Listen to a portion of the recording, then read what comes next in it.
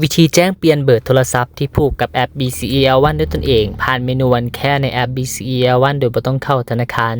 สิ่งที่ต้องเกี่ยม 1. แม่นต้องมีเบอร์ใหม่ 2. แม่นบัตร ATM และ 3. แม่นต้องมีเอกสารยั่งยืนตัวตนอย่างใดอย่างหนึ่งคือบัตรประจำตัวหรือสมุดครัวหรือพาสปอร์ตขั้นตอนทำอิฐหลังจากเข้าสู่แอป BCEL1 ให้กดไปที่เมนูติดต่อพนักงานหลังจากนั้นให้กดไปที่แก้ไขปัญหา BCEL1 กดไปที่เมนูเปลี่ยนเบอร์โทรที่ผูกกับ BCEL1ห้องที่1แม่นให้ป้อนเบอร์โทรศัพท์ที่ผูกกับแอป BCEL1 อยู่ปัจจุบันถ้าว่าบ่จื้อแม่นสามารถใช้เลขหน้าบัตร ATM 16 ตัวเลขแทนได้ห้องที่2แม่นให้ป้อนเบอร์โทรศัพท์ใหม่ที่ท่านต้องการผูกกับ BCEL1 หลังจากสำเร็จแล้วให้กดต่อไปกดเลือกประเภทเอกสารที่ท่านนำใช้ในการยืนตัวตน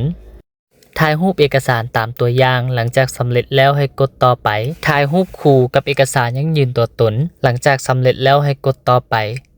ถ่ายรูปหน้าบัตร ATM ของท่านหลังจากสำเร็จแล้วให้กดต่อไปกดปุ่มสแกนใบหน้าเพื่อยืนยันตัวตนหลังจากสำเร็จแล้วให้กดต่อไป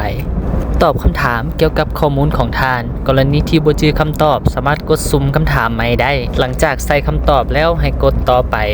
กดยอมรับเงื่อนไขหลังจากนั้นให้กดสำเร็จแล้วหลังจากนั้นระบบจะเด้งไปที่หน้าต่างสนทนากับพนักงานให้รอท่าการตรวจสอบและแจ้งตอบจากพนักงานซึ่งระยะเวลาในการรอท่าแม้นอิงตามจำนวนคิวของลูกค้าที่กำลังรอท่านำใช้บริการอยู่ข้อควรเอาใจใส่หลังจากที่ท่านเปลี่ยนเบอร์สำเร็จอย่าลืมกดเปลี่ยนผู้ใช้หลังจากนั้นให้ป้อนเบอร์โทรศัพท์ใหม่หรือเลขบัตร ATM ใส่ห้องทั้งถึงแล้วป้อนรหัสผ่านอันเก่าของท่านใส่แล้วกดเข้าสู่ระบบตามปกติ